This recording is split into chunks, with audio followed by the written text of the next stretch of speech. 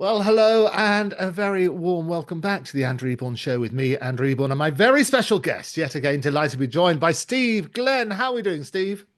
Very well, thank you. Yes, yes, And lovely. it's glorious, and it's so good to have you on. We've been talking about not just your illustrious career, but about your daughter, about your various your sightings with UFOs, your songwriting process. And we talked about some of the collaborations that you do, and it's always fascinating. I talk to a lot of creators on the Andrew Eborn Show, and it's always fascinating to me how you collaborate to come up with hits and so on and so forth. What is your process when you go through when you're working with other creators? Well, I don't think I have. I can't say what a hit is, except I know it when I hear it. And Mickey Most used to say to me, "Use your ears. Don't think about technology. Because you can use compression and different effects, but whatever you hear, if you like it, then you've got it." And so I work along that précis. But my main thing, I think, is that first of all, because I've worked with hundreds of artists, and they have now I won't work with anybody that can't sing, because I've had to work with many that can't.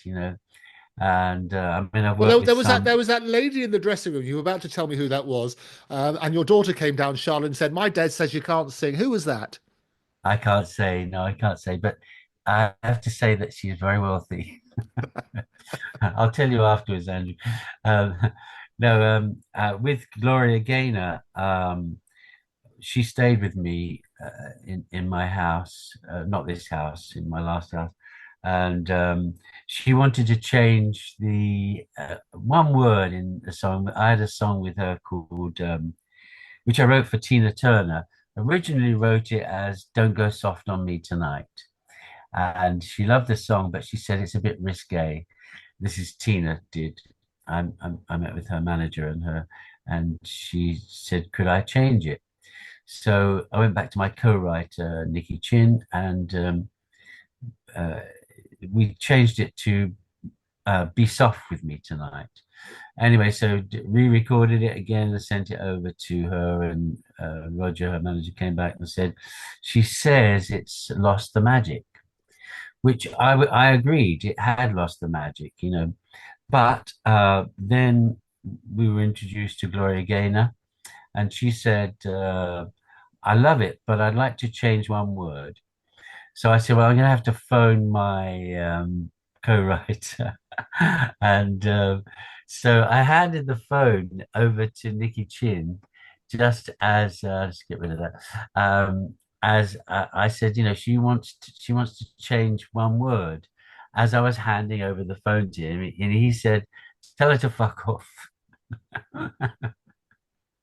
So, so we weren't off to a good start, but she is a lovely lady and just, I would say, one of the best singers I've ever worked with.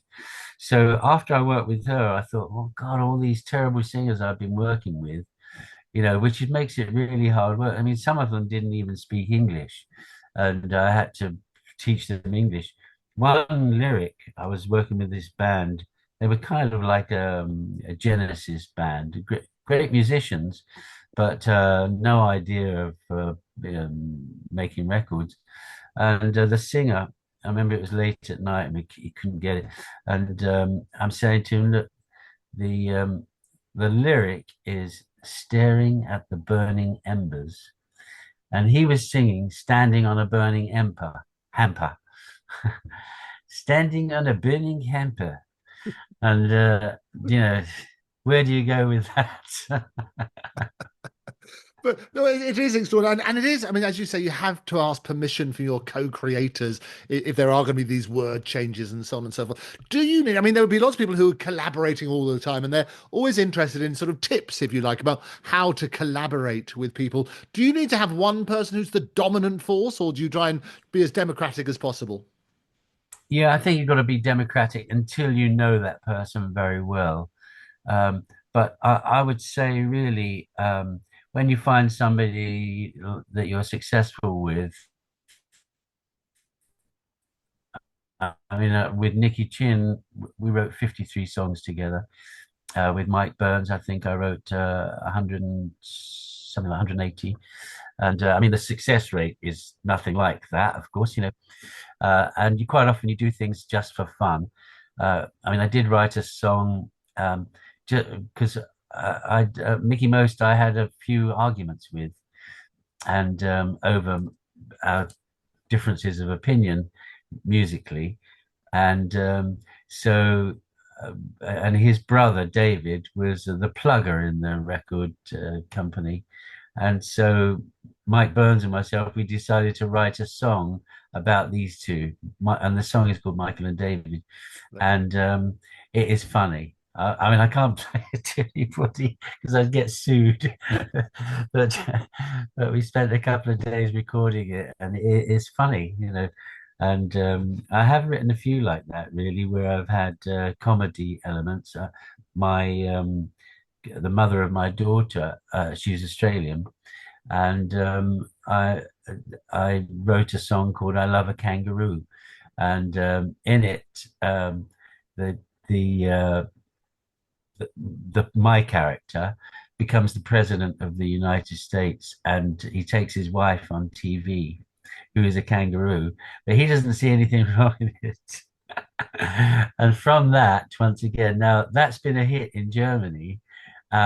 They changed it to a dinosaur. It's called Dinosaurier, the dinosaur, and instead of the kangaroo. But just goes to show you, really, that funny lyrics can work. Oh, So there's people love those funny lyrics. I mean, you talked about some of the early days. I mean, one of the talk to me about Chaz and Dave and your song for them. Yeah, well, this song I recorded in 1972. The one, This Is How I Got Sacked from Screen Gems, and it's called the Bike Song. And I do it now at parties, and in fact, I did it at Ingrid's on New Year's Eve, All right. and Ingrid Tarrant's on New Year's Eve. And yes, it's. I'll sing a bit for you if you Yeah, like. go It for it. goes, I likes to ride me bike. I likes to ride me bike down the South End Road, the highway code. The sun shines bright and I feels all right. Oh, you ought to buy a bike. It's something I'm sure you'll like. It's nice to go out riding on a Friday night. I likes to ride me bike. Now that's been a big hit in Germany with a guy called Peter Petrel. Right. 3 times he's had a hit with it, and he with him it's called Ich war so gerne ride. I like to ride my bike, and everybody knows it as a beer keller song. If you go into any Yes. beer keller, and so it's just one of those things that's really. I mean, I've been in Spain and I've heard people singing it. Germans. Well, that's the thing Sing- about songwriters, isn't it? Because they tend not to be recognized in the street. You can walk down the street without being mobbed and so on and so forth. Where it's your work which is the star, isn't it? Yeah, and that's like I say, when Mickey Mouse said to me, "You're a better songwriter than you're a singer," I was quite thankful, really, because if you think, I mean, you're appearing on TV a lot, so you know that you've got to try and make yourself presentable. I mean, to do that every day, night after night, it's just a bore. That's the worst part of it, as well as traveling. As an artist, you've got to travel to do shows. Artists deserve their money, really. Sometimes they get too much, but they deserve their money because there's no home life. You've got to travel with all these people who are on the road, and they're all sucking up to you. And it often made me laugh about with Cliff Richard when I went backstage to his show at Wembley, and I've never seen. I mean, Cliff used to employ. This is back in '92, I think it was. Used to employ religious people, or people who would pretend they were religious, and I didn't, but I wasn't employed by. I was just a songwriter, and I went backstage at Wembley. I've never seen so many drugs in my life because Cliff knew nothing about it. But yeah, it's a funny old industry, really. Well, it is. I mean, it's a funny old industry, and this is the problem. People get so insecure when they're stars about who's actually with them because they really like them, or they're Yeah. just with them because of their fame and they're the hangers on. How can you spot the fakes? Well, I had as an artist Steve Strange. You know Steve Of Strange, course, the absolutely. was on Visage. my label. But back in the 80s, of course, he started that movement. I'm not sure if it was him or Rusty Egan or Rusty Egan, who I'm still in touch with, you still see Rusty on the circuit. So it's yeah, yeah. And but what was the name of the club? The Blitz. the Blitz Club, And yes. so, but when I took him into the studio, because he'd had this success with, I think, Midge were producing. Yeah, Fade to Grey and that sort of Um, stuff. Absolutely. yeah, no, Fade to Grey. I took him into the studio and I thought, good God, this can't be the same singer. I mean, he was so awful.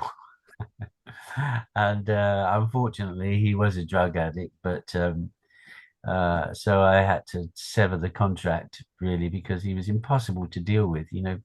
But he did have a lot of people around him who used to suck up to him, but my life's too short to deal with all that kind of stuff. And I have to say what I think, because there's always somebody better around the corner. And yeah, I'm constantly looking for new artists.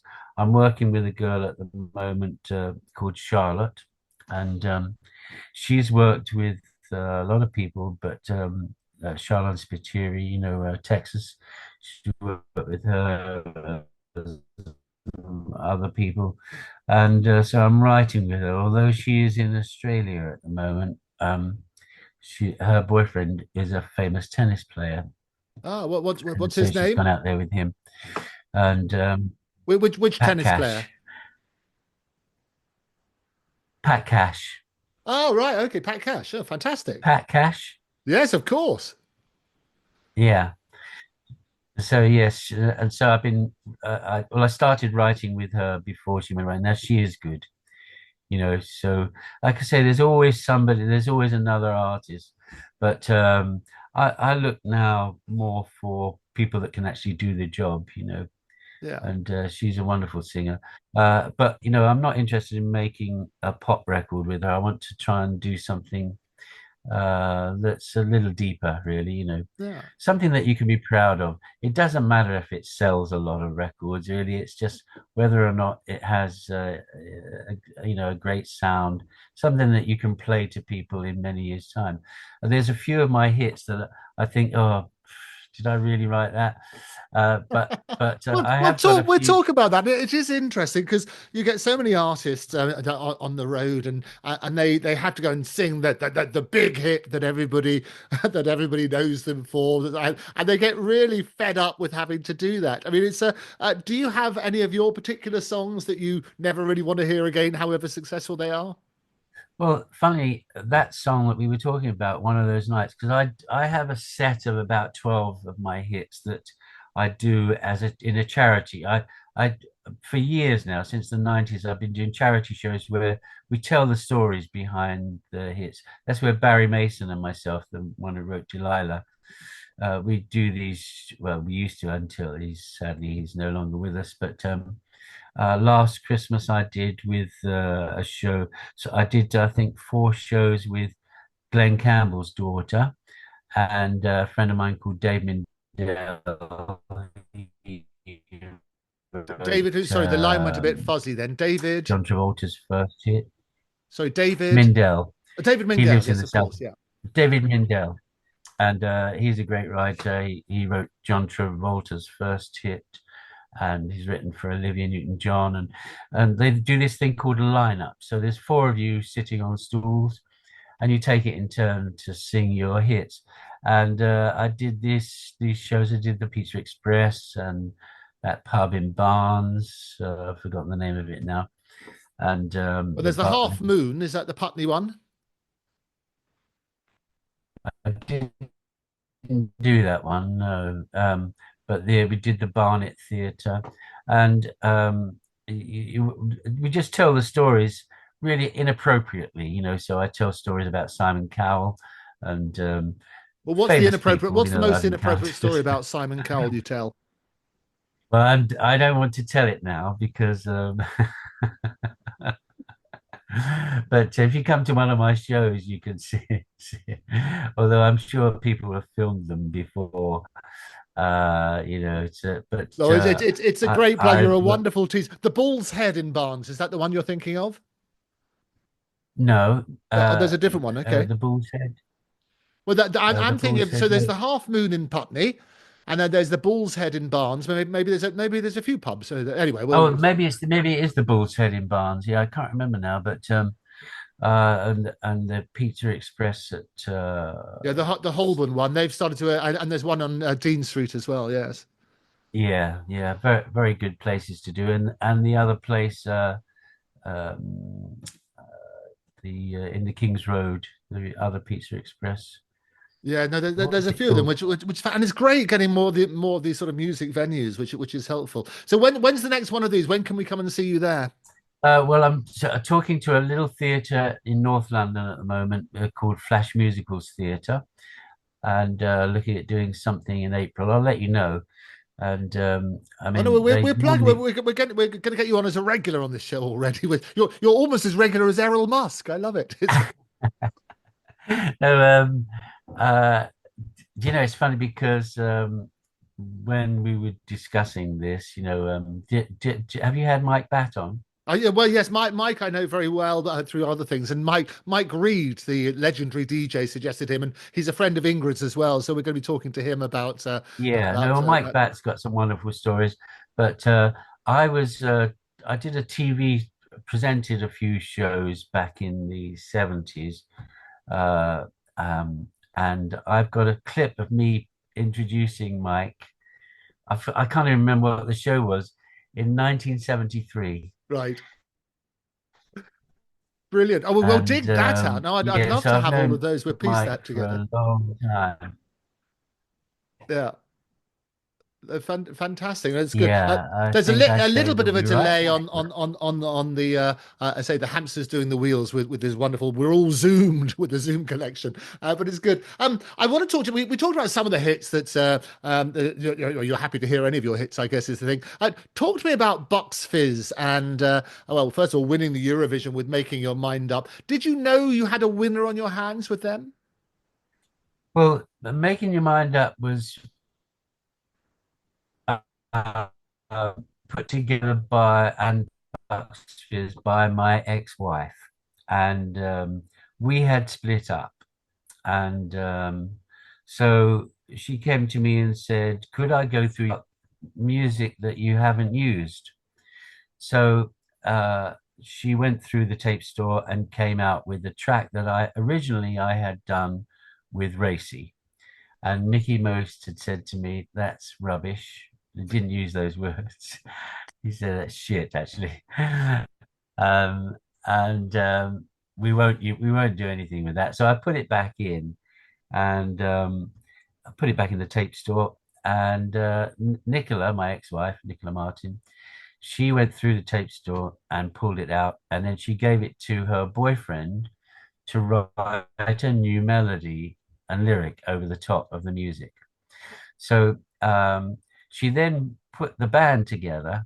They recorded it as Making Your Mind Up and put the group together with Michael Nolan, he was actually in our fan club from the age of about 12.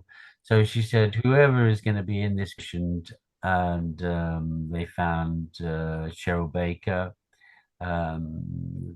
Bobby G, and I can't remember the other girl's name, Jay, yes. and Jay, yeah, and so then they put it in, and remember, I wasn't married to her anymore; I was divorced by that Right. time. But I gifted it to them. So then it wins Eurovision, I think 1981, and Mickey Mouse phoned me up and he said, "That song that you recorded with Racy. I've heard it on the radio with the Eurovision winner." He said, "That's your song." And I said, "Well, no, I gave it to Nicola." He knew Nicola because we used to have dinner. And he said, no, he said, I am your publishing representative, so we will claim it. So it then went into court for 6 years, Oh no. and I didn't want any of it. Cost a lot of money. Yeah. I didn't want any of it because I'd given it away. So the money was making this interest, and there was a lot of publishers because it was a hit in a lot of countries. Anyway, so that my manager at that time, he managed Annie Lennox and Dave Stewart, Mike Dolan.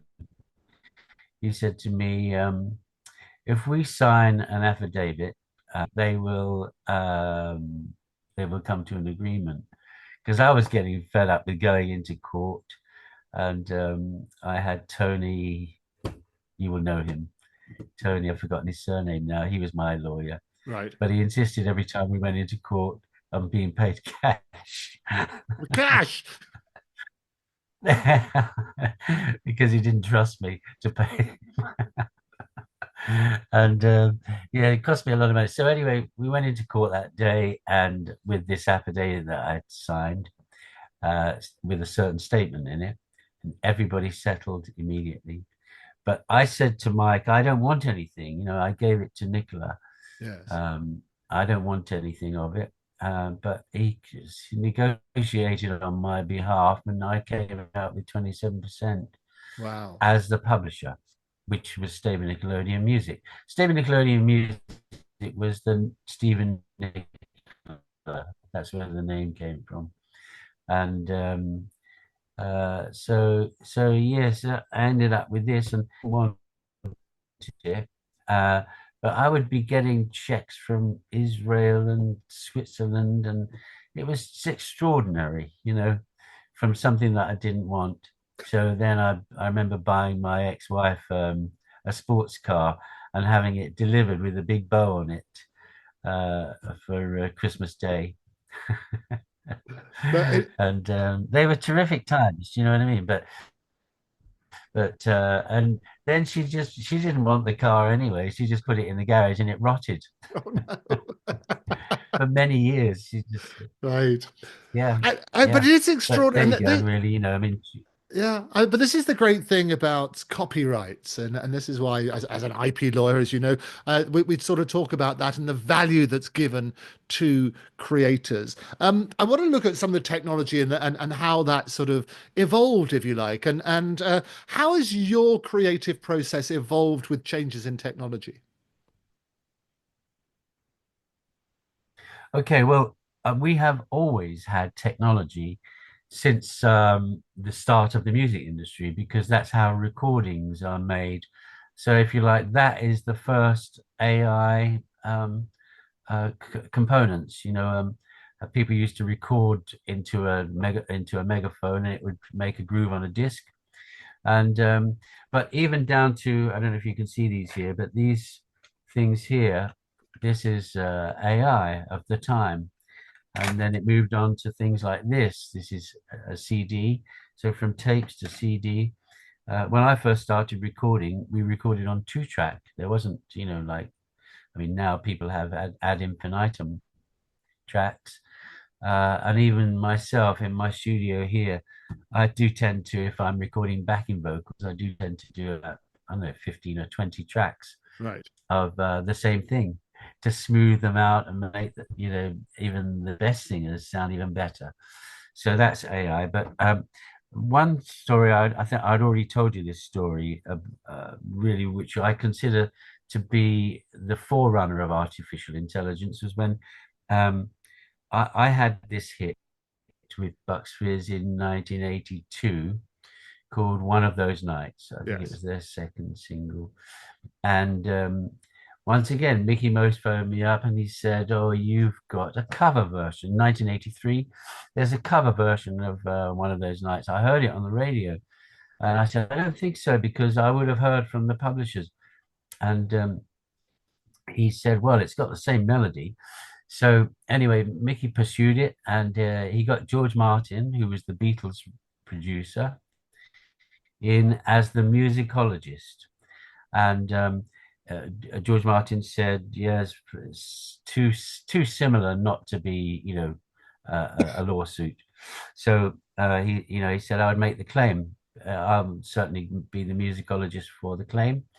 Uh, and that was him analyzing that melody. Now, today with AI, you can do this much quicker with AI programs. They would tell you whether or not there's any similarity. It used to be 8 bars of similarity. I'm not sure what it is now, but it used to be 8 bars. But that for me was the first or the start of where artificial intelligence takes over from. I mean, imagine how much it would have cost to get George Martin in to No, be a music absolutely, and I always say where there's a hit, psychologist. there's a writ, and the music history is punctuated with all sorts of Well, claims from. I'm sure poor Ed Sheeran will.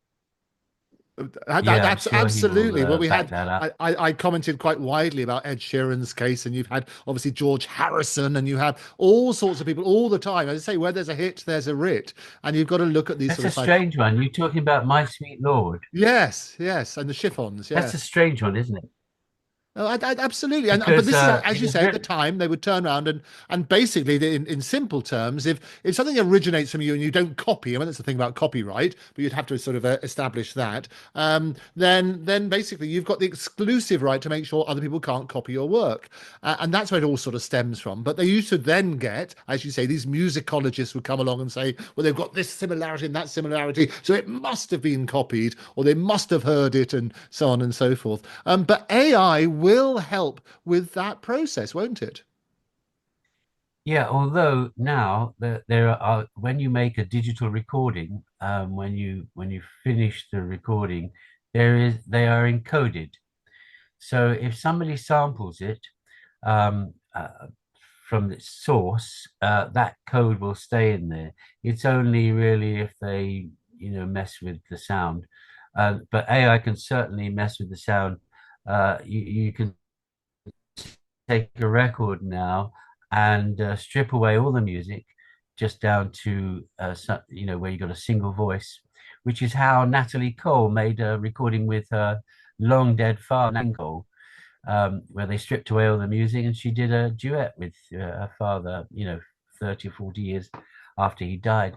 So there are benefits to it. But they also very And recently I with the know Beatles, that, they had Now but and for Then. me, That was that track was cleaned up with that's John right. Lennon's Yeah. track. Yeah. I mean, I don't know if you can tell the difference between digital and analog. I still can because I come through that transition, but I still prefer that softer, warmer sound of analog. I mean, I don't have anything to record analog on anymore, but I can tell when a record was made on analog. And once it starts to get digital, it gets harder, and you lose a little bit of the highs and lows. Compressions kicks in. But I was going to say that for me, still, because AI is supposed to be able to write songs for you, the same as it can compose texts now for books or whatever. Or when kids do exams, they can answer the questions.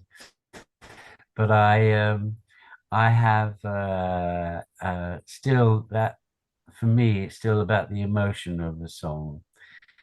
When the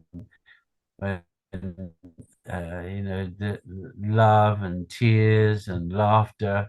I don't think I don't think a